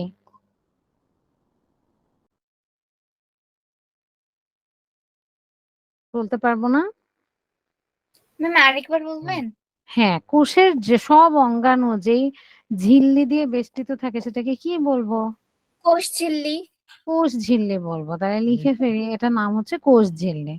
ঠিক মাঝে বা ভিতরে বড় যে অংশটা থাকবে এটা সাধারণত একটু সেন্টারে থাকে। আমি একটু সাইডে এঁকে ফেলেছি। তো একটু নিউক্লিয়াস। সেন্টারে, ভেরি গুড। এর জন্য তো তার নাম নিউক্লিয়াস, তাই না? একটু মাঝে থাকে। সো এটা যেটা থাকবে এটার নাম হচ্ছে নিউক্লিয়াস। এই তো তোমরা জানো যে একটা কোষে আসলে কি কি থাকে। তাহলে এটা হচ্ছে তার নিউক্লিয়াস। আচ্ছা, আর কি কি থাকতে পারে একটা কোষের মধ্যে? আর কে কি বলতে পারবা? মাইটোকন্ড্রিয়া। Very good. তাহলে আসো আমরা ওর কিছু অঙ্গাণু দেখবো। যেমন আমাকে ও বলেছে মাইটোকন্ড্রিয়া। Centrosome, centriole.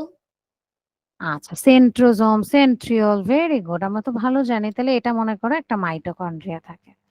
তারপর সাথে কি বললো? সেন্ট্রিওলস থাকতে পারে। সেন্ট্রিওলস গুলো এভাবে কলামের মতো করে থাকে সাধারণত। আচ্ছা, ভেরি গুড। এগুলোর নাম লিখে ফেলতে পারো। তাহলে দেখো আমরা অনেকগুলা এন্ডোপ্লাজমিক নাম। জালিকা। হুম, বুঝি না, আবার বলুন। এন্ডোপ্লাজমিক জালিকা। Very good. এন্ডোপ্লাজমিক। এন্ডোপ্লাজমিক জালিকা। এন্ডোপ্লাজমিক জালিকাটা কোথায় থাকে কেউ কি বলতে পারবা? এটা নিউক্লিয়াসের খুব কাছে থাকে। ঠিক আছে? একটা হচ্ছে মসৃণ আর একটা অমসৃণ। Very good. কিভাবে বুঝবো কোনটা মসৃণ কোনটা অমসৃণ?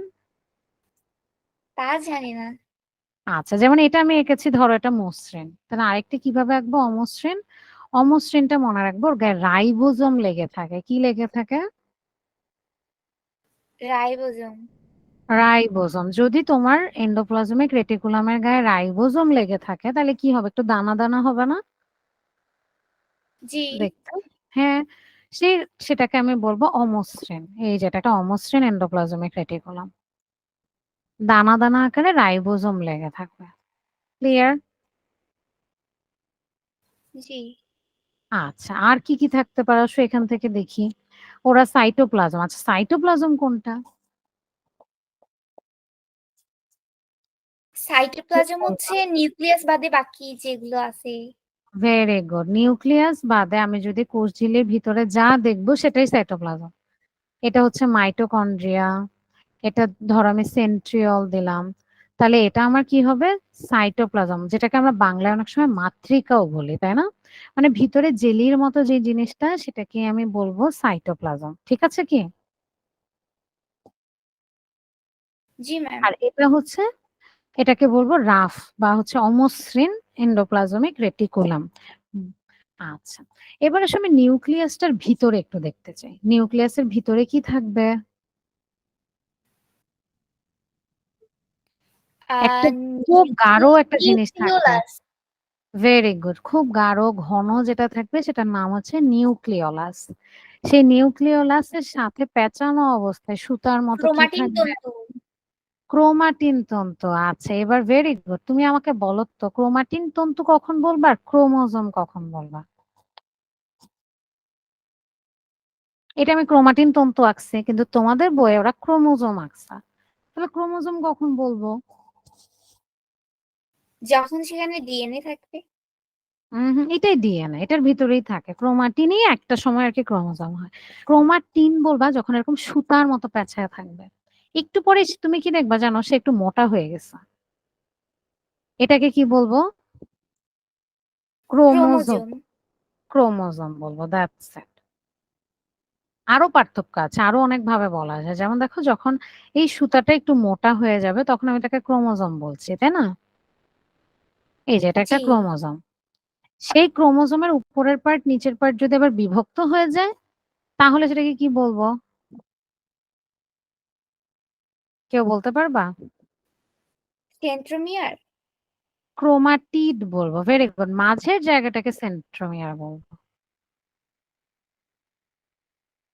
তাহলে ভালো করে বুঝো, এটাকে তুমি নাম দিছো কি? ক্রোমাটিন ধরো। হ্যাঁ, এটা হচ্ছে ক্রোমাটিন। তুমি বললা তাহলে ক্রোমাটিন কিসের মতো থাকে? সুতার মতো থাকে, তাই না? আমার সাথে সাথে জি। একটু তোমরা লিখে নিতে হবে তোমাদের।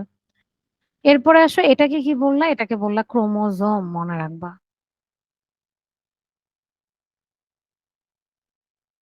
আচ্ছা ম্যাম, এই ক্রোমোজোম সম্পর্কে একটা কোশ্চেন ছিল। হ্যাঁ, বলো।